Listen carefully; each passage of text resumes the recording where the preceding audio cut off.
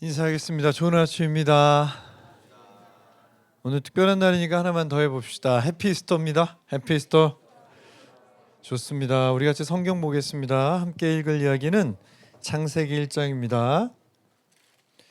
우리 1장 27절, 28절을 같이 보겠습니다.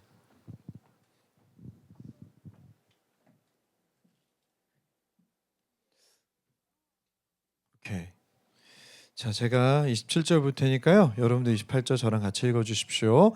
하나님이 자기 형상 곧 하나님의 형상대로 사람을 창조하실 때 남자와 여자를 창조하시고 28절 같이 보겠습니다. 하나님이 그들에게 복을 주시며 하나님이 그들에게 이르실 때 생육하고 번성하여 땅에 충만하라. 아멘. 다스리라 하시니라. 아멘. 이미 기백 목사님이 기도도 너무 잘해주시고 또 우리 재영 형제가 찬양도 너무너무 멋지게 해주셔서 이미 충분한 부활절인 것 같아요. 그렇지만 우리가 부활에 대해서 한번 생각해 봤으면 좋겠습니다. 부활하셨다. 무슨 뜻입니까? 역사적으로 예수께서 죽음에서 다시 살아나셨다는 것이죠. 우리가 그것을 기억하고 기념하는 것이 부활절입니다. 우리 가능하다면 옆에 있는 친구 혹은 가족 혹은 모르는 사람이라도 그냥 잠깐 얘기해 볼까요? 예수께서 죽음을 이기셨습니다. 예수께서 죽음을 이기셨습니다. 저희가 늘 이렇게 말합니다. 예수께서 죽음을 이기셨다고. 그런데 생각해 보면 우린 죽음을 잘 알지 못합니다. 신학자 중에 융헬이라는 사람이 있는데 그는 이렇게 말해요. 인류는 죽음을 전혀 알지 못한다. 우린 죽음을 알지 못합니다. 그냥 죽음은 절대로 알지 못할 것일 수도 있어요. 왜냐하면 우리가 안다면 그건 정복 가능한 거죠. 뭐 어떤 분들이 저한테 반론을 제기할 수 있습니다. 목사님, 미국에서 약이 만들어진다는데 그 약을 먹으면 죽지도 않고 늙지도 않는다고 합니다. 그래도 총을 맞으면 죽지 않아요? 그래도 안 죽는 약이 나와야 정복된 거 아닙니까? 우리가 그 정도로 죽음을 완전히 알 수는 없을 것 같아. 우리는 죽음을 아는 게 아니라 결국 죽음을 상상하는 거죠. 우리는 누군가의 죽음을 보면서 죽음이 이런 건 아닌가라고 상상합니다. 그럼에도 불구하고 상상조차도 정확하지가 않아요. 아마 죽음이라는 건 우리가 인생에 살면서 경험했던 어떤 것을 빗대어 최선을 다해 상상하는 것 같아요. 죽음은 어떤 걸까요? 그러니까 우리가 잠깐 경험할 수 있는 건 숨을 한번 참아보는 거예요. 3분 정도 참으시면 죽음을 경험할 수 있습니다. 답답하죠? 죽어가는 느낌이 납니다. 또 뭘까요? 작별하는 것? 심리학자들은 죽음이 작별과 매우 닮아 있다 그래요. 누가 사랑하는 사람들을 보지 못하는 느낌 아닐까? 혹은 마비되는 것? 혹은 고립되는 것? 혹은 사라지는 것? 혹은 무기력한 것? 이것은 죽음이 아닙니다. 그렇지만 죽음과 매우 비슷하죠. 똑똑한 이한이가 가서 비눗방울 해. 파란색으로. 어쨌든 자, 좋습니다. 죽음이라는 건 결국 우리가 완전히 정복할 수는 없고 경험할 수도 없어서 상상하는 거지만 성경은 우리가 죽음과 비슷한 것들을 죽음의 징후 혹은 죽음의 세력 이렇게 말해요. 자, 그렇다면 부활은 뭡니까? 예수께서 죽음의 권세를 이기셨다고 했는데 우리 가운데 부활은 뭡니까? 그것은 놀랍게도 우리가 언젠가 죽겠지만 몸과 영혼이 다 죽겠지만 하나님 안에서 다시 살아날 것이고 다시 살아나서 우리가 정말로 보고 싶었던 몇 명의 사람들을 다시 만나게 된다는 것입니다. 믿으십니까? 근데 또 한 가지 의미가 있습니다. 그것은 무엇이냐면 아까 전에 말했던 그 죽음의 징후 같은 죽음의 세력 같은 것이 사실 우리와 어울리지 않다는 것을 부활을 통해 성경 우리 가운데 말해주는 거죠. 그렇다면 우리의 원래 삶이 무엇입니까? 우리가 원래 살아가야 될 삶이 무엇입니까? 그 삶은 오늘 창세기 1장에서 말하고 있어요. 창세기 1장을 보면 많은 분들은 이런 생각을 합니다. 한국교회 이것이 여전히 중요한 이슈인 줄 아는데 저는 파격적인 얘기를 할 거예요. 창세기 1장은 우리가 자칫 잘못하면 세상을 어떻게 만들었어? 라고 이 본문을 보는 것 같아요. 그리고 이 안에서 뭔가 과학적 지식이나 과학적 해답을 찾아내려고 노력하시는 것 같아요. 그래서 우리가 그것은 많은 논쟁이 되고 있는 상황입니다. 그런데 제가 봤을 때 창세기 1장은 도대체 하나님이 어떻게 세상을 만들었는지 주목하기보다는 왜 세상을 만들었는지를 훨씬 더 강조하여 말해주고 있습니다. 첫째 날은 빛과 어둠을 분리시키고, 둘째 날은 하늘 위의 물과 궁창 아래 물로 분리시키고, 셋째 날은 땅과 바다를 분리시키고, 넷째 날은 일월 성신이라고 뭔가 시간과 계절, 낮과 밤을 분리시키고, 다섯 번째 날은 물과 하늘에 있는 생물을 풍성하게 하시고, 자 이제 여섯째 날이 왔어요. 땅이 기는 걸 딱 만들어요. 그리고 진짜 물 흐르듯이 막 대전차 진격하는 것처럼 바바바박 진격했던 이 창조가 잠깐 멈춰줍니다. 그게 26절이에요. 저랑 초반 부분만 좀 읽어볼까요? 1장 26절 읽습니다. 시작. 하나님이 우리의 형상에 따라 우리의 모양대로 우리가 사람을 만들고 그들로 바다의 물고기와 하늘의 새와 가축과 온 땅에 기는 모든 것을 다스리게 하자 하시고, 자 우리가 잘 아는 얘기지만 천천히 다시 한번 보실래요? 막 창조가 진행되고 있습니다. 첫째 날, 둘째 날, 셋째 날, 넷째 날, 다섯째 날, 여섯째 날 막 진행되다가 갑자기 16절에 어떤 일이 일어난 겁니까? 어떤 것 같으세요? 가장 먼저 특별한 단어 하나가 나오는 게 뭐지요? 우리라는 단어입니다. 창조의 첫째 날부터 다섯째 날, 여섯째 날까지는 다 단수가 진행이 돼요. 혼자 하는 거예요. 하나님 혼자 다 해요. 그런데 갑자기 우리라는 단어가 딱 나오기 시작하고 하나님이 이렇게 말해요. 우리 형상대로 사람들을 만들면 우리가 그들에게 우리의 형상을 줘서 이 모든 것들을 한번 다스리게 하면 어때? 라고 물어보시는 것 같아요. 그래서 학자들은 26절은 하늘의 회의를 말한다라고 합니다. 욥기나 시편에 자주 나오는 얘기들이에요. 뭔가 하나님이 회의를 하고 회의 가운데 자신의 얘기를 설명하고 있는 것 같아요. 또 한 가지는 깊이 생각하시는 것 같아요. 그냥 결정하고 그냥 창조하시는 게 아니라 이거 인간을 우리의 형상으로 만들면 어때? 이런 생각은 어때라고 숙고하신다. 그래서 신학자들은 두 가지 얘기를 합니다. 26절에서는 인간이란 특별한 존재를 위한 하나님의 천국의 회의와 또 하나님의 숙고가 드러나는 것 같다. 자, 그렇게 숙고하고 인간을 하나님의 형상으로 만들었다고 합니다. 하나님의 형상으로 만들었다는 건 무슨 뜻입니까? 저는 오늘 창세기 1장에 있는 이야기만 해볼게요. 22절을 보겠습니다. 이 창조의 과정 가운데 축복을 받은 존재가 두 개입니다. 22절과 27절인데 뭐가 다른지 한번 보세요. 22절입니다. 하나님이 그들에게 복을 주시며 이르시되 생육하고 번성하여 여러 바닷물에 충만하라. 새들도 땅에 번성하라 하셨다. 자, 이게 22절 첫 번째 축복입니다. 자, 두 번째 27절입니다. 28절이죠. 28절을 저랑 한번 조금만 읽어볼까요?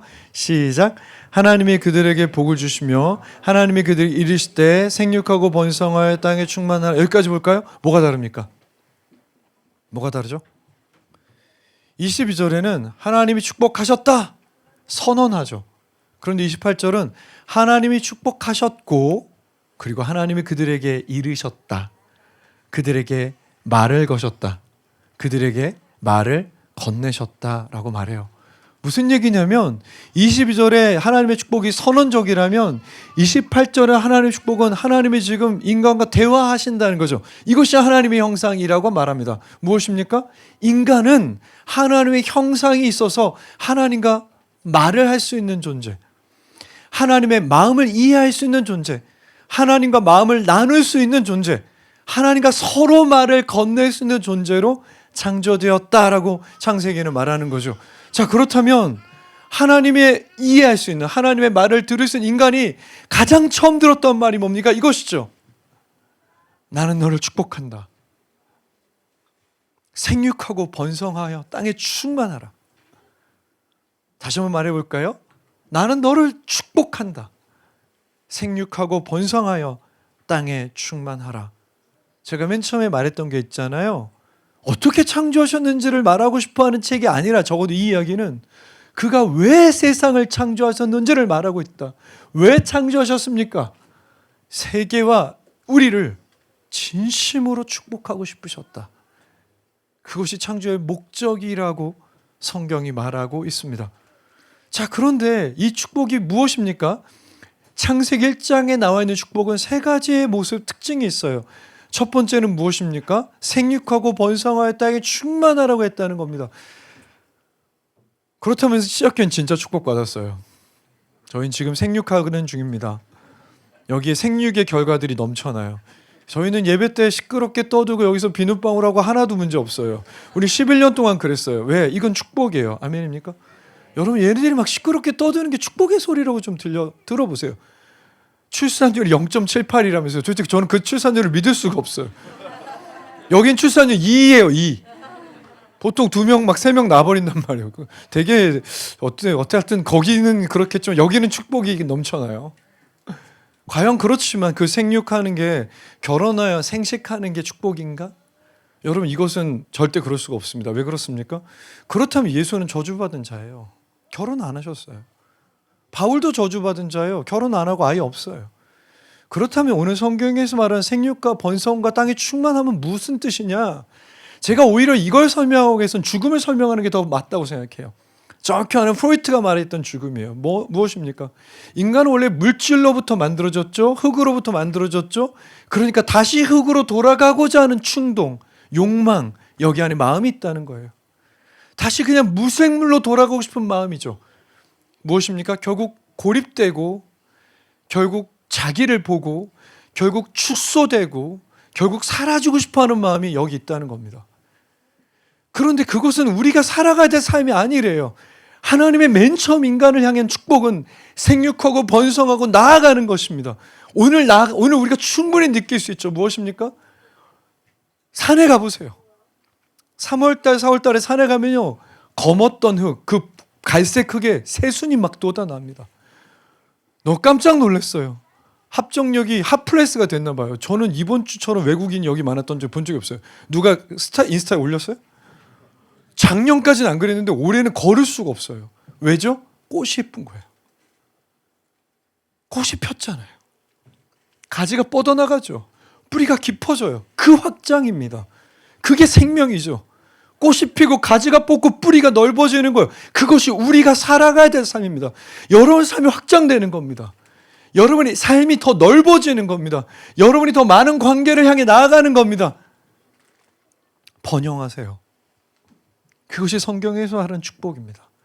우리에 갇혀 있는 게 아니라 누군가를 향해, 관계를 향해, 이 직업을 향해 그냥 나아가는 거죠.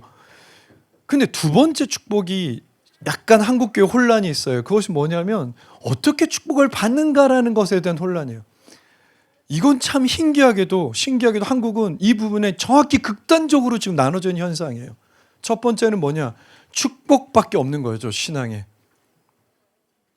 축복 성회, 축복 기도회, 축복을 받는 교회, 교회 이름이 축복교회라고 해서 그거 아닙니다. 그런 교회도 좋은 교회이죠. 그렇지만 모든 게 그냥 축복받는 것, 하나님 앞에 축복받는 게 그냥 모든 것 돼버린 신앙이 있습니다. 두 번째는 그게 보기 싫은 거예요. 그래서 그걸 기복주의라고 욕해요. 제가 이번 주에 조금 특별한 씨앗 모임을 했거든요. 무슨 뜻이냐면 지난주에 여러분 다 아시다시피 제가 씨앗을 하고 있습니다. 아무도 참여 안 하는 그 씨앗을 하고 있는데 제 소그룹 지금 3명이에요. 저희 열심히 공부해요. 되게 쉬운 공부하고 있어요. 그런데 지난주에 딱 했는데 시간이 너무 금방 끝나버린 거예요. 요 근처 카페에서 했는데. 그러니까 제가 또 씨앗 모임 리더니까 멋지게 그럼 기도 제목 나눠요 라고 말했어요. 그런데 기도 제목을 나누지 못하더라고요. 왜냐? 욕망에 대해, 내 필요에 대해 말하는 걸 부끄러워해요. 되게 이상하죠? 저는 축복이 필요합니다. 그 말이 이상한가 봐요. 왜죠? 그 기복주의를 비판하다 보니까 나는 복이 필요 없다고 생각하나 봐요. 그냥 하나님 저를 조금만 도와주세요라는 생각이 있어요. 여러분, 개신교는요, 기독교는 오랫동안 무로부터의 창조를 주장합니다. 창세기 1장은 아무것도 없는 곳에서 하나님이 창조하신 거야 라고 우린 주장해요. 그것은 무슨 뜻인지 아세요? 세상을 만들 때 하나님은 어떠한 도움도 필요 없다는 뜻이에요. 아무것도 필요 없었다는 뜻이에요. 즉 우리가 살아가고 만지고 듣고 있는 이 모든 우주와 세계와 물질, 우리 포함한 그 모든 것은 지금 하나님을 빗대어 살아가고 있어요. 모든 것은 하나님을 의존하여 의지하여 살아가요. 그런데 우리가 어떻게 하나님의 도움, 축복을 구하지 않을 수 있습니까? 지금 한번 생각해 보세요. 제가 지금 시험 모임 하는 것처럼 해볼게요. 저를 보세요. 기도 지금 뭐예요? 그냥요 하나님과 친밀해지고 싶어요. 거짓말하지 마요. 그놈의 성령 충만 그거 하지 말고 당신의 욕망이 뭐냐고요? 왜 하나님한테 욕망을 말하는 걸 부끄러워합니까? 하나님 저는 이 욕망이 있고요. 여기에 축복해 주세요 말하는 게 왜 부끄럽습니까? 저는 욕망의 화신이에요. 요새 제가 매일 아침에 기도하는 게 있어요. 누군지 말하면 돈을 줘야 되니까 말하지 않을게요. 우리 애 중에 한 명이에요. 제가 이렇게 기도합니다. 하나님, 그 친구 참 성실하죠? 진짜 그렇게 기도해요. 그대로 말해드리는 거예요. 너무 성실합니다. 제발 그 성실함에 응답해 주세요. 우리를 실망시키지 마세요. 우리는 이 대학을 목표로 하고 있습니다. 나 고3 아빠예요. 별반 다를 바 없어요. 전 욕망의 화신이에요. 저는 분명히 다른 대학 가면 제가 실망할 거라고 전달해 드렸어요. 그렇지만 그 기도의 마지막은 이런 거죠. 하나님, 전 더 큰 욕망이 있는데 우리 아이들이 예수를 따라가 살아가는 겁니다. 저한테는 이게 가장 중요합니다. 그렇지만 우리 아들이 실망하는 거 보고 싶지 않아요. 이게 잘못된 기도입니까? 우리는 얼마든지 우리 삶을 하나님의 이름으로 축복하고 축복을 구할 수 있습니다. 단지 축복을 받는 방식에 대한 착각이 있는 것 같아요. 축복은 구하는 게 아니에요. 창세기 1장은 적어도 축복을 구하는 게 아닙니다. 무슨 얘기냐? 창세기 1장에서 가장 강조하는 얘기는 분리의 얘기예요. 한번 제가 아까 전에 얘기했을 때 알아차리셨나요? 빛과 어둠을 분리하고 궁창 위와 궁창 아래 물을 분리하고 땅과 바다를 분리하고 남자 여자를 분리하고 계속 분리하죠. 분리했던 걸 우리 가운데 얘기하는 거죠. 이런 겁니다. 축복의 자리가 있고 축복 아닌 자리가 있어 분리하세요. 여기 에덴이 있고 에덴 밖에 있어 분리하세요. 이거예요. 하나님 안에 번영이 있고 생명이 있고 확장이 있어요. 그건 하나님 안에 그 자리에 에덴이란 곳에 있어야 되는 거예요. 거길 나가잖아요? 그럼 거긴 축복이 없어요. 4장 14절 한번 읽어볼까요? 처음으로 저주받은 인간의 이야기입니다. 동생을 죽인 가인은 저주를 받아요. 아담은 저주를 받지 않습니다. 땅이 저주를 받는 거예요. 그런데 가인이 저주를 받아요. 14절 같이 읽겠습니다. 시작. 주께서 오늘 이 지면에서 나를 쫓아내오신 즉 내가 주의 낯을 배웁지 못하리니. 여기까지 볼까요? 저주가 뭡니까? 하나님의 얼굴을 보지 못하는 거예요. 저주라는 단어가 특별한데요. 히브리어 발음이 아라르예요. 아라르 아라르 아라르. 10번 하면 혀가 꼬입니다. 뜻이 꼬이다는 뜻이에요. 아라르 아라르. 묶이다, 억압되다, 결박되다, 이거예요. 무슨 뜻입니까? 하나님 안에 생명이 있대요. 하나님 안에 확장이 있고요, 하나님 안에 번영이 있고요, 하나님 앞에 능력과 살아남이 있대요. 그런데 떠나잖아요. 그럼 묶여버려요, 인간이. 저는 왜 그렇게 되는지 모르겠어요. 그런데 나가면 묶인대요. 그래서 고립되고요, 무기력해요. 더 이상 나아가지 못해요. 바로 이것이 세 번째의 축복의 특징입니다. 무엇입니까? 우리는 이런 생각을 해요. 심지어 나는 기독교인이고요, 성도이고요, 저는 목사인데도 때로는 저주 안에 살아가는 것 같아요. 때로는 내 안에 생명이 느껴지질 않아요. 때로는 너무 고립된 것 같고 너무 무기력해서 내 안에 생명보다는 죽음의 징후가 막 나타나요. 이유가 뭡니까? 아까 전에 하나님의 형상은 하나님과 대화할 수 있는, 하나님과 관계할 수 있는 것이라 했죠. 그런데 또 한 가지가 나와 있습니다. 그게 무엇이냐면 하나님이 인간을 창조하시기 전에 회의하고 숙고하신 이유기도 하죠. 너무나 큰 능력 하나를 인간에게 주셨어요. 칸트는 그것이 하나님이라고 했어요. 뭡니까? 그게 바로 자율이에요. 자유한다는 거예요. 우리가 하나님 안에 있음과 하나님 밖에 나아감을 선택할 수 있어요. 하나님이 숙고하실 만하죠. 엄청난 능력입니다. 아담은 하나님을 포기해요. 가인은 하나님을 버립니다. 바벨탑을 만들었던 사람도 최대한 하나님과 멀리 떨어져요. 심지어 믿음의 조상이라고 했던 아브라함도 삶의 많은 순간은 하나님 앞에 있지 않아요. 성경은 이렇게 말합니다. 특별히 출애굽기 정도 이 다음 책에 이르러서는 너희 눈앞에 축복과 저주의 자리가 있는데 제발 축복의 자리에서 살아가야 한다. 그것은 우리의 책임과 우리의 선택입니다. 부활절에 우리가 같이 고민해야 될 거예요. 하나님 우리를 축복하고 싶어 하십니다. 우리를 하나님의 형상으로 만드셨어요. 그건 그분과 관계를 맺고 그 관계 안에 생명과 축복과 번영과 번성함이 있다는 거죠. 그런데 우리에게 너무나 충격적인 자유함이 있어서 하나님을 거절할 수도 있고 거부할 수도 있고 떠날 수 있습니다. 예수의 부활이 우리 가운데 보여주는 게 무엇입니까? 다시 한번 말씀드리지만 그 죽음이 우리와 어울리지 않는다는 거예요. 우리가 죽음을 살아갈 필요가 없다는 거예요. 또한 십자가는 무엇을 말합니까? 제발 벗어나라는 하나님의 마음이에요. 제발 그 상태로 보고 싶지 않다는 거예요. 너희가 거기에 머무는 걸, 그 죽음의 세력 안에 살아가는 걸 내가 한시도 보고 싶지 않다는 하나님의 큰 뜻과 마음이 거기에 있어요. 그런데 우린 거기서 살아갑니다. 왜 그렇죠? 여러분에게 물어보면 이제 다 달라져요. 누군가에는 미운 100일, 누군가에는 미운 3살, 누군가는 미운 4살, 누군가에게 미운 7살, 저한테는 미운 15살인데 여러분들은 몇 살이에요? 지금 몇 살이 미워요? 왜 아이들은 부모의 말을 안 듣습니까?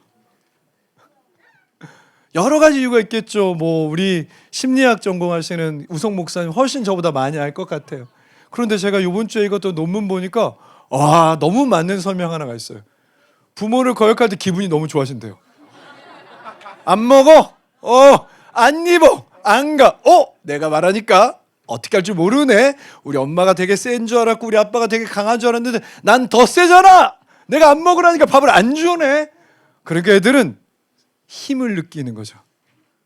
우와, 쟤네들이 그런 애들이었던 거죠.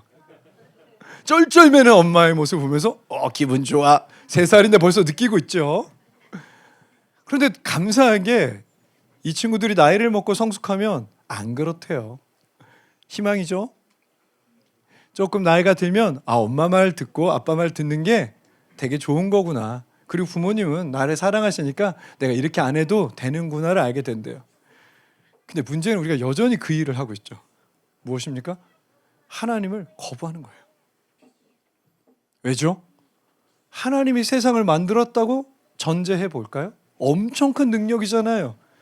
그러면 그걸 거부하는 건 더 큰 능력 아니에요? 얼마나 기분이 좋아질까? 하나님 꺼져! 난 너무 싫어! 막 기분이 좋아지는 거야. 하나님 없어도 되는구나. 이해돼요? 이 놀라운 자유, 이 놀라운 자율감, 이 놀라운 힘 때문에 인간은 끝없이 하나님을 거부합니다. 그렇게 사랑하시고 그렇게 축복하고 싶어 하시는데도 불구하고 우리가 끝없이 됐어요. 됐다니까요. 전 안 할 거예요. 라고 말합니다. 저랑 같이 회복하고 싶으시다면 회복할 수 있는 한 가지 방법을 얘기해 볼게요. 우리 창세기 2장 3절에 오면 세 번째 축복받은 대상이 하나 나옵니다. 총 창세기 1장 2장은 3가지 축복이 있는데요. 세 번째 축복을 보겠습니다. 3절입니다. 같이 읽습니다. 시작. 하나님이 그 7째 날을 복되게 하사 거룩하게 하셨으니, 여기까지 볼까요? 하나님이 7번째 날을 축복하십니다. 되게 특이하죠? 왜냐하면 이 당시의 종교는 바벨론이나 이집트 포함해서 어떤 장소가 특별하다고 말했어요. 어떤 장소가 축복이라고 말했어요. 그 신전에 딱 들어가면 냄새도 다르고 풍경도 다르고 음악도 다르고 소리도 다르고 너무 달라서 진짜 거기에 축복이 있는 것 같았습니다. 그리고 거기에 머무르면 뭔가 내 삶이 축복으로 채워지는 느낌도 났습니다. 그런데 얼마나 신기한 얘기를 하냐면 창세기 2장은요, 시간을 축복하셨대요. 장소가 안 중요하대요. 놀라운 얘기죠. 즉 우리는 가정에서도 혹은 이 교회에서도 혹은 직장에서도 되도록이면 간절히 바라는 게 수양인데 어디서든지 간에 시간을 조금 분리하면 거기가 축복의 자리가 됩니다. 그 시간을 분리한다는 뜻이 무엇입니까? 오늘 성경을 좀만 더 읽으면 노동을 금하시거든요. 여러분 되게 재밌지 않아요? 우리는 막 일하고 능률이 높아지고 막 그것 때문에 인센티브가 생기고 막 내가 명성이 생기고 하면 막 너무 내가 번성하는 것 같지 않아요? 번성 맞습니다. 축복해요. 그렇게 되세요. 그런데 성경에서 말하는 그 하나님을 만나는 건 그 느낌을 지워야 돼요. 마치 여자친구 만나는 것 같죠? 남자친구 만나는 것 같아요. 만나서 일 이게 아니라 잠깐만 멈추고요. 노동을 잠깐 그만두고요. 바로 앞에 있는 존재, 바로 앞에 있는 하나님께 마음을 나누는 거예요. 간단해요. 축복해 주세요. 제가 열심히 일하다 왔습니다. 제가 최선을 다해 살았습니다. 하나님, 오늘은 7번째 순간입니다. 저에게는. 오늘 이 시간을 축복해 주세요. 저를 축복해 주세요. 충분합니다. 어떠한 죽음의 현상이 나타날지라도, 어떠한 죽음의 징후가 나타날지라도 주님은 단번에 생명으로 옮기실 수 있는 능력이 있으십니다. 그분은 창조의 하나님이십니다. 제가 얼마 전에 어른이 성경학교, 겨울 어른이 성경학교 가서요, 성경 공부 계속하다가 너무 재미있지만 잠깐 쉬는 시간에 강점 테스트를 했습니다. 제 강점이 뭐일 것 같으세요? 29가지가 나오거든요. 예를 들어 어떤 게 나오냐면, 우리 아마 우성 목사님은 신중함이 나왔어요. 자기의 최고 강점이 신중한 거. 그런 사람이죠. 아마 우리 호준 전사님도 뭐가 나왔더라? 뭐 영특함 뭐 이런 게 나왔던가? 막 영어라면 아마 스마트 같아요. 우리 와이프 같은 경우엔 친절함? 저는 뭐가 나왔는지 아세요? 저 감사가 나왔어요. 되게 별로죠? 나 되게 실망했어요. 난 내가 영특함 나올 줄 알았어. 아니 뭐 정의, 막 공의, 리더십 이런 것도 많은데 감사가 감사가 무슨 능력이야? 감사가 능력이에요? 그런데 누가 나를 그날 너무 실망한 표정이니까 이제 위로한다 치고 말을 해줘. 목사님 감사 괜찮지 않아요? 라고. 그 정도도 좋은 능력 아니에요? 라고. 그런데 저는 이제는 받아들였습니다. 저는 감사가 되게 쉬워요. 세상에 요새 하늘 보면 그렇게 감사해요.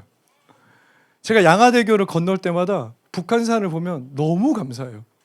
올라가면 더 감사하고요. 꽃이 피는 거 보면 감사가 미치겠어요. 제 삶은요, 축복으로 가득합니다. 물론 여기에서 저보다 더 잘 감사하는 분이 있겠죠. 저랑 감사 대결해요. 더 잘하는 분이 있겠죠. 그렇지만 제발 내 마음이 여러분에게 전달되면 좋겠습니다. 제 삶은 축복으로 가득합니다. 없을 때도 마찬가지였어요. 고통이 있었을 때도 마찬가지였습니다. 아시죠? 저도 죽음을 많이 넘었습니다. 그렇지만 제 삶에 하나님이 계셨고 이 축복이 사라졌다는 느낌이 없었습니다. 사랑하는 성도 여러분, 오늘은 성찬입니다. 예수의 살을 먹는 것만큼 예수와 가까워질 수 있는 게 있습니까? 예수의 피를 마셔서 내 몸의 일부분 만드는 것만큼 예수와 가까운 자리에 서 있을 수 있는 방법이 있습니까? 오늘 성찬을 하시면서 그 축복의 자리를 좀 회복하셨으면 좋겠어요. 오늘 그 자리에 반드시 서서 여러분의 삶을, 여러분의 가족을, 여러분의 친구들을 축복하십시오. 아멘입니까? 우리가 찬양하십시다.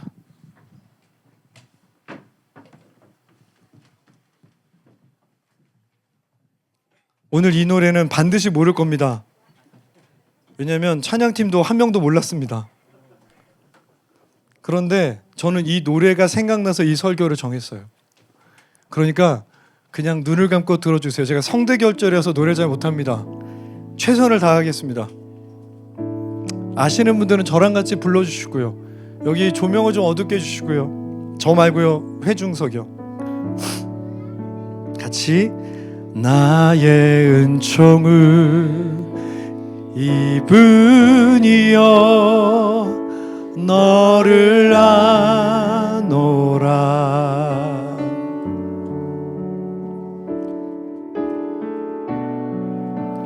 너의 이름을 내가 아노라.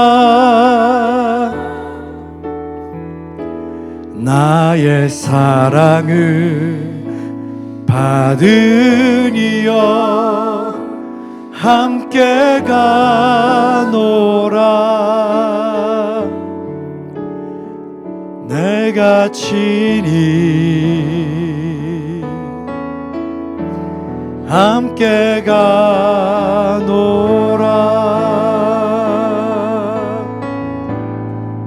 내가 너로 평쾌하며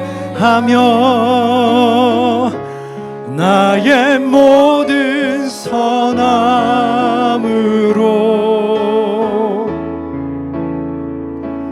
너의 앞을 지나며 나의 이름으로 너를 지키리라. 나의 은총을 입으리여 나의 사랑을 받으리여. 내가 너를 축복하노라. 이제 다 하실 수 있겠죠? 같이 한번 해보겠습니다. 나의 은총을 입으리여 너를 아노라.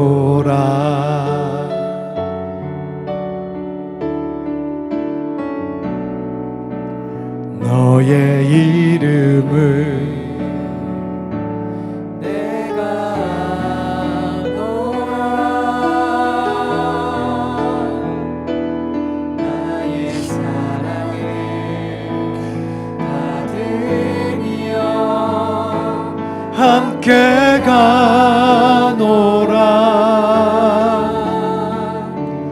내가 친히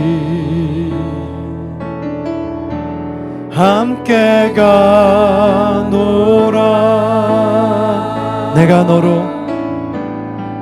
내가 너로 평쾌하며 나의 모든 선함으로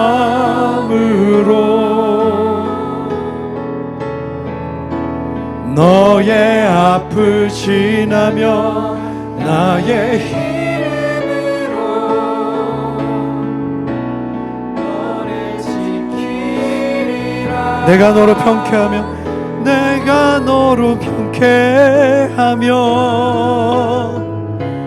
나의 모든 선함으로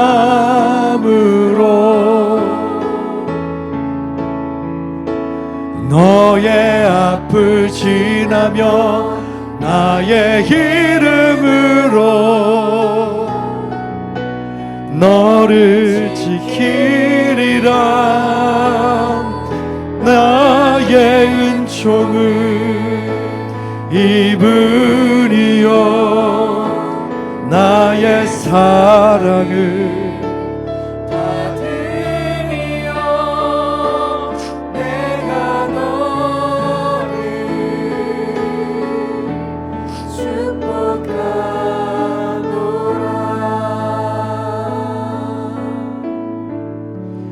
내가 너로 평쾌하며 나의 모든 선함으로 항상 가까이 너의 앞을 지나며 나의 이름으로 너를 지키리라.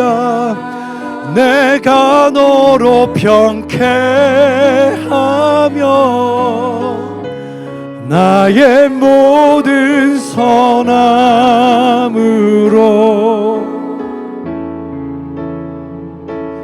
너의 앞을 지나며 너의 이름으로 너를 마지막으로 하십시다. 내가 너로 평쾌하며 나의 모든 선함으로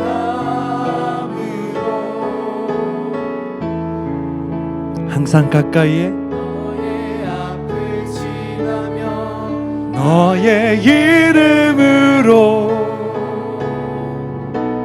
너를 지키리라. 나의 은총을 아이들이여 나의 사랑을 아들이여 내가 너를 축복하노라.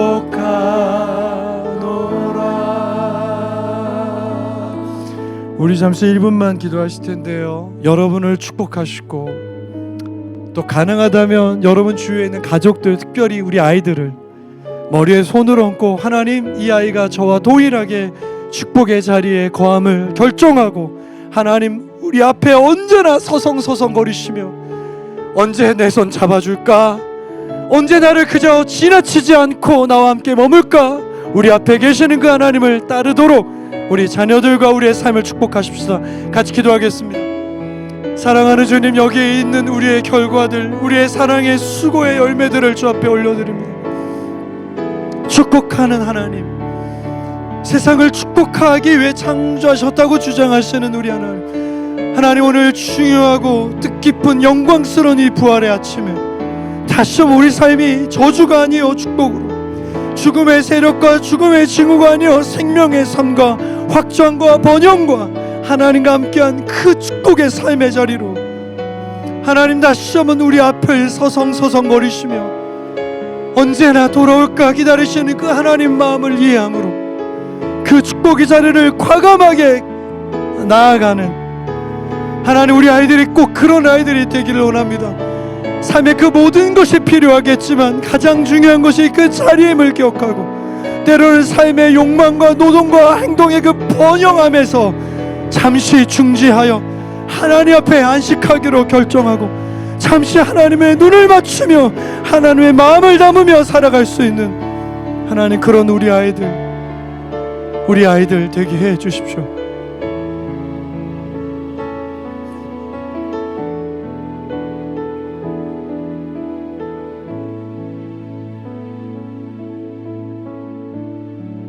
내가 너로 평쾌하며 나의 모든 선함으로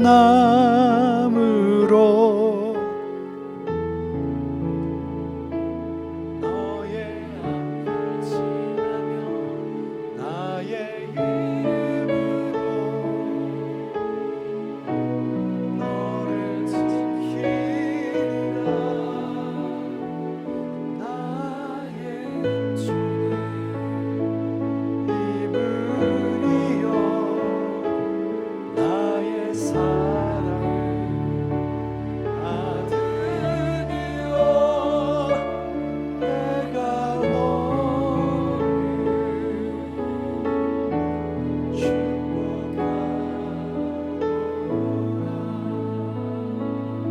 사랑의 주님, 이제 잠시 세례와 성찬을 함께 나눌 때 이 교회의 이 시간이 축복의 자리가 되게 해주십시오.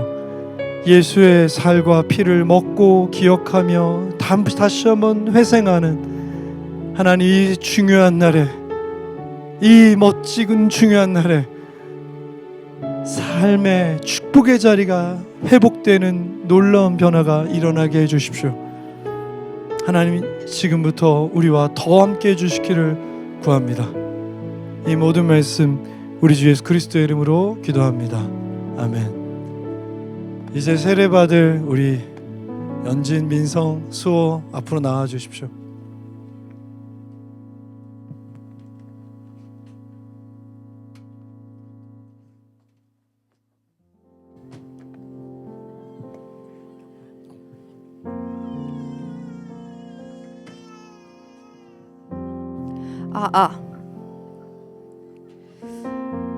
안녕하세요. 저는 김수호의 엄마 이연진입니다.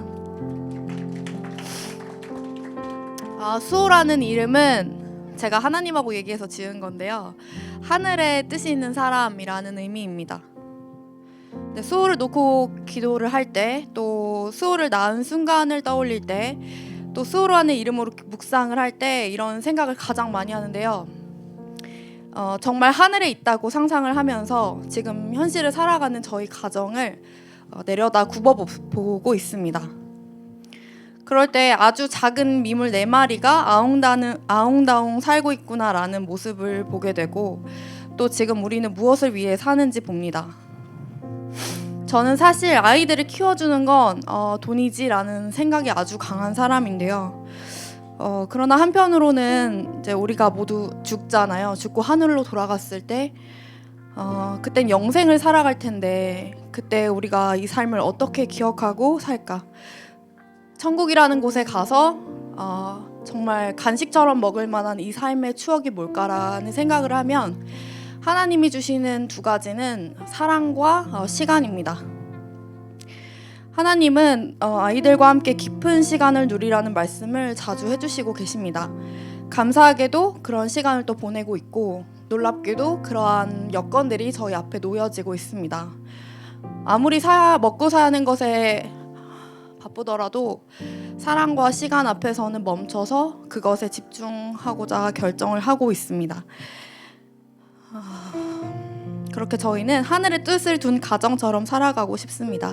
기도 제목이 있는데 첫 번째는 수호의 건강입니다. 수호는 태어나서 심장에 약간의 기형이 3가지가 있는데요.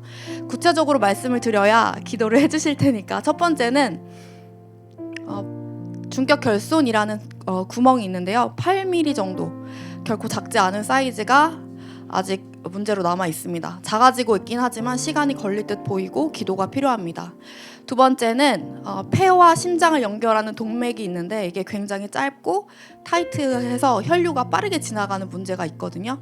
또 기도를 감싸고 있어서 이것이 언젠가는 수술이나 시술이 필요한 문제로 될 듯합니다. 그리고 마지막으로는 심장에 있는 혈관 중에 하나에 판막이라는 것이 이렇게 활짝 열려야 되는데 그렇지 않고 좀 힘이 없는 모양새가 있거든요. 이 3가지가 현재 수호의 건강을 놓고 기도할 문제입니다. 2번째로 제가 기도하고 싶은 부분은, 아까 말씀드린 사랑이 결코 가정만의 사랑은 아니다. 우리가 아이를 제가 키워보니까 정말 많은 어른들이 필요한 것 같아요. 아이를 키울 때. 그래서 제가 바라건대는 이 씨앗 공동체가 그런 모임이면 좋겠다. 우리가 어른끼리는 좀 머쓱해서 인사를 하고 지내지는 못하잖아요. 그럴 때가 있잖아요. 그렇지만 수호를 보시면 인사를 하지 않으실 수 없을 거예요. 너무 귀엽고 정말 그 태명처럼 햇님이었거든요. 따뜻하고 정말 잘 웃어주고 사람 좋아하는 아이인데, 마주치시면 부끄러워하지 마시고 인사해주시고, 그리고 우리도 서로 인사하고, 그런 공동체가 되는 게 저의 2번째 기도 제목입니다. 네, 이상입니다. 자, 그럼 이제 세례를 할 텐데요. 핸드폰 나한테 주고 가는 거 아니죠? 여러분 축복하는 마음으로 함께 해주십시오.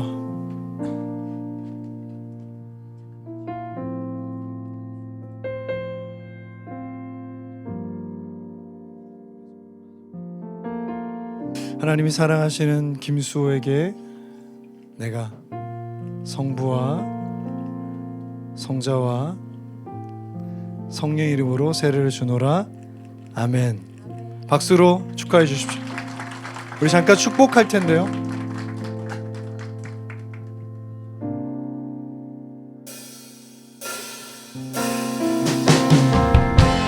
죽음도 생명도 천사나 권세도 나를 주의 사랑에서 끊을 수 없네. 높음도 이 세상 무엇도 너를 주의 사랑에서 끊을 수 없네. 한 번만 더 할까요? 죽음도 생명도 천사라고 너를 주의 사랑에서 끊을 수 없네. 기쁨도 이 세상 무엇도 너를 주의 사랑에서 끊을 수 없네. 박수로 축하하겠습니다. 감사합니다. 보실 때마다 기도해 주시고 보실 때마다 인사해 주십시오. 감사해요. 자, 이제 우리가 함께 성찬을 나누겠습니다. 먼저 성찬을 하시기 전에 잠시 우리의 삶을 돌아보겠습니다. 돌아보실 때에는 작년 성찬 크리스마스 이브부터 지금까지 여러분 삶에 걸리는 게 없는지 한번 돌아보셨으면 좋겠어요. 전통적으로 기독교 개신교회는 성찬하기 전에 회개하는 시간을 갖습니다.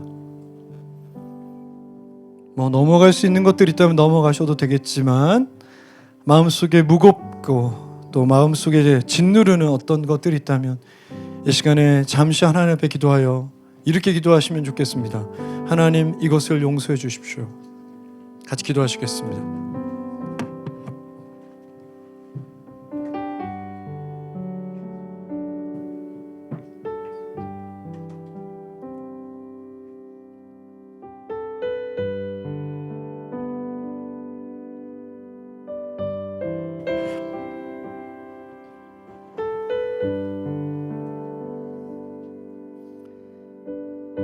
만일 우리가 죄를 자백하면 그는 미쁘시고 의로우사 우리 죄를 사하시며 우리를 모든 불의에서 깨끗하게 하실 것입니다. 아멘. 우리 앞에 보시고 함께 신앙 고백하시겠습니다. 전능하사 천지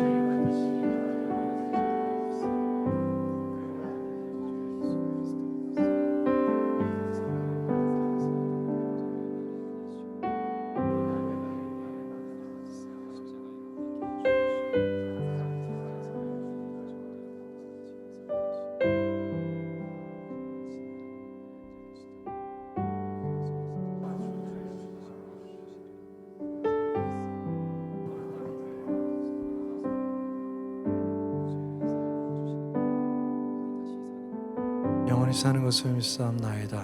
아멘. 이제 성찬을 마음으로 준비하시면서 또 앞에 성찬위원들 준비하시면서 같이 찬양으로 나아가겠습니다. 사랑이 나를 부르네 날 처음 지으신 그 사랑이 조금도 바래지 않고 한 번의 후회도 없는 그 사랑이 나를 부르네. 다시 한번 사랑이 나를 부르네. 사랑이 나를 부르네 날 처음 지으신 그 사랑이 조금도 바래지 않고 한 번의 후회도 없는 그 사랑이 나를 부르네. 영원한 주의 품 안으로 풍성한 주의 식탁으로 친밀한 주의 음성으로 그 사랑이 나를 다시 한번 고백하시면서 영원한 주의 풍성한 주의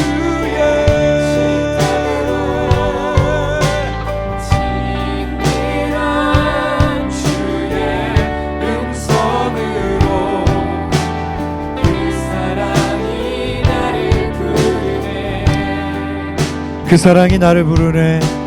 그 사랑이 나를 부르네. 이 시간에 손을 모아 같이 기도하시겠습니다. 기도하실 때 하나님, 이 성찬의 떡과 잔 가운데 성령이 충만하게 임재하여서 이것을 먹고 마시는 자마다 다시 한번 하나님의 함께 하심을 경험하여 삶의 죽음에서 축복의 자리로 옮기는 놀라운 일이 일어나게 해주십시오. 우리 같이 좀 그렇게 성찬의 테이블을 축복하겠습니다. 같이 기도하겠습니다. 사랑의 주님, 오늘 진실로 이 잔과 떡 가운데 임하여 주시기를 기도합니다. 누구든지 이 떡을 먹고 누구든지 이 잔을 마시는 자에게 하나님을 경험하게 하여 주십시오. 우리 앞을 지나가시며 우리 주변에 항상 함께 하시는 그 하나님을 다시 한번 충만하게 깊이 강하게 경험할 수 있는 오늘 이 예배, 이 성찬의 시간이 되게 해 주십시오. 하나님 주님이 이 시간을 축복하시고 분리시키신 대로 오늘 잠시 이 시간을 분리하여 축복하여 주 앞에 내어드립니다.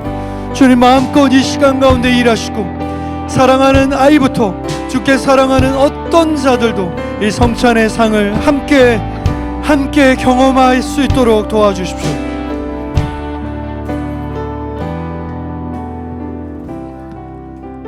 사랑의 주님, 이제 떡을 나눕니다. 이 떡을 받고 이 떡을 마시는 모든 이에게 다시 한번 축복의 자리가 회복되게 해 주십시오. 이 모든 말씀 우리 주 예수 그리스도 이름으로 기도드립니다. 자, 이제 성경을 묵상하시면서 같이 성찬에 참여하실 텐데요. 성찬이 오면 옆에 있는 사람에게 이것은 당신을 위해 죽으신 찢기신 그리스도의 살입니다 라고 고백하시면서 옆으로 전달하시면 되겠습니다.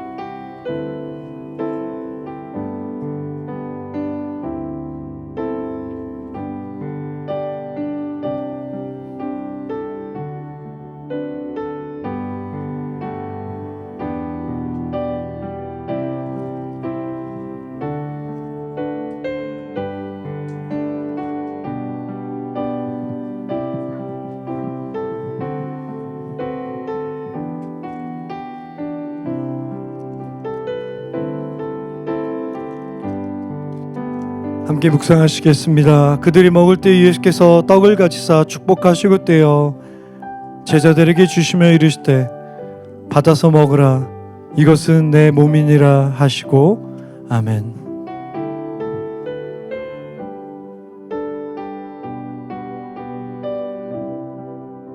떡을 받으시면 잠시 떡을 들고 묵상하시다가 시학교회가 함께 먹겠습니다.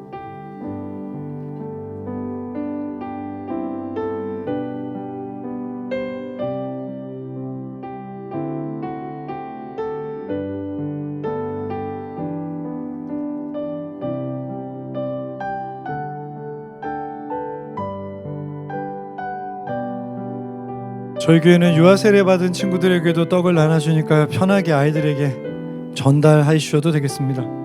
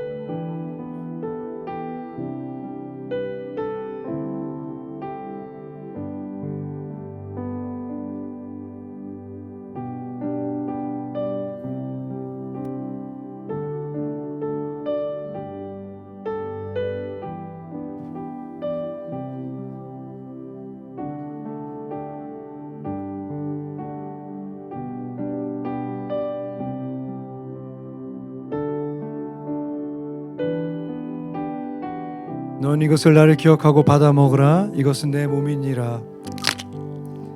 함께 기념하시겠습니다.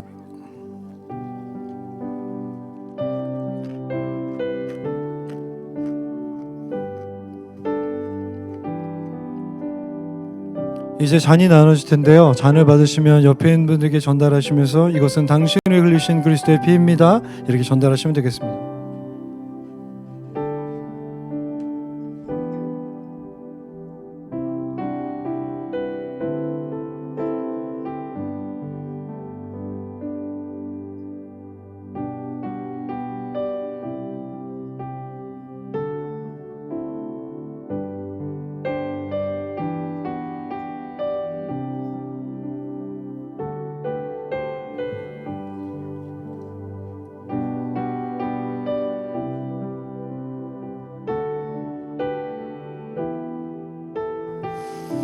또 잔을 가지사 감사기도 하시고 그들에게 주시며 이르시되 너희가 다 이것을 받아 마시라. 이것은 죄사함을 얻게 하려고 많은 사람을 위하여 흘린 바 나의 피 곧 언약의 피니라. 아멘.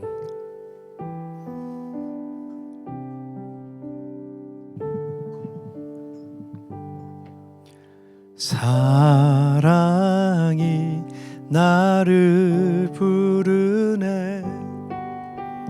날 처음 찾아온 그 사랑이 지금도 나를 보시며 여전히 함께 하시는 그 사랑이 나를 부르네. 영원한 주의 품 안으로 풍성한 주의 식탁으로 친밀한 주의 음성으로 이 사랑이 나를 부르네. 그 사랑이 나를 부르네.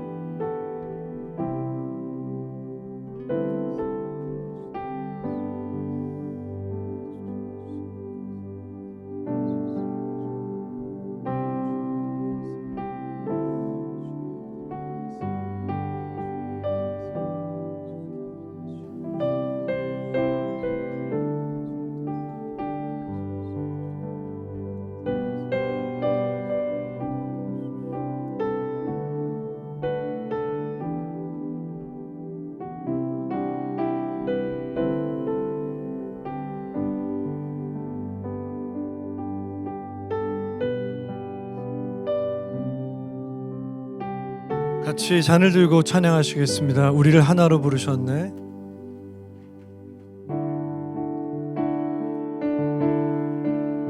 우리를 하나로 부르셨네. 주 안에서 형제된 우리 십자가에 보혈 자유케 했네. 구원받았네. 주의 날은 멀지 않았네. 거룩한 나라 주의 백성 이제 일어나 승리 선포하며 함께 나가세.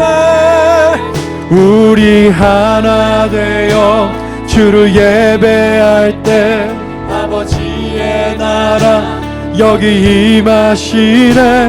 모든 나라 족속 백성 방언에서 주의 이름 높이 구원하심이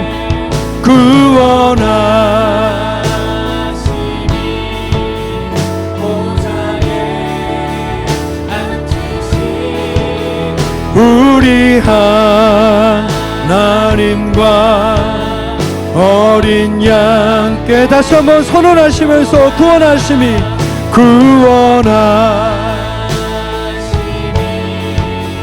보좌에 앉으신 우리 하나님과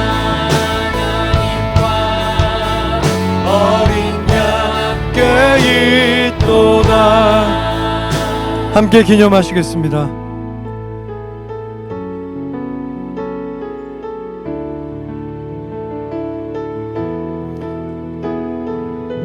원래 성찬 마무리할 때 저희가 저희 교회를 위한 기도를 하는데요. 오늘은 좀 특별하게 우리가 고난주간에 기도했던 분들을 위해 기도하면 좋겠습니다. 다 눈을 감고 기도하실 때 하나님, 여전히 전쟁 가운데 생명을 잃고 있는 자들이 있습니다. 단순하게 기도하십시오. 하나님, 전쟁을 멈춰 주십시오. 우리 같이 좀 그렇게 기도하겠습니다. 기도하십시다.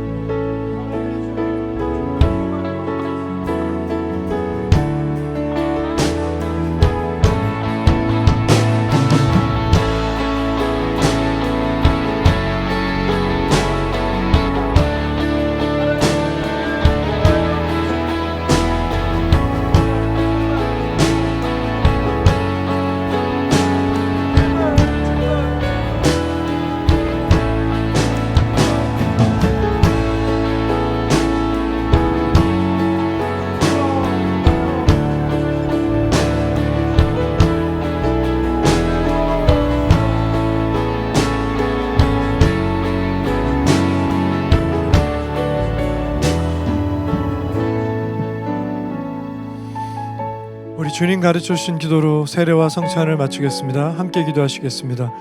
하늘에 계신 우리 아버지요,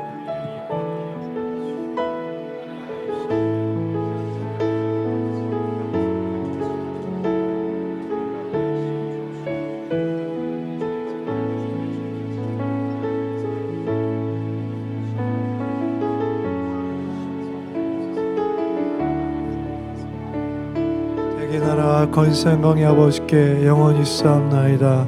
아멘. 아멘.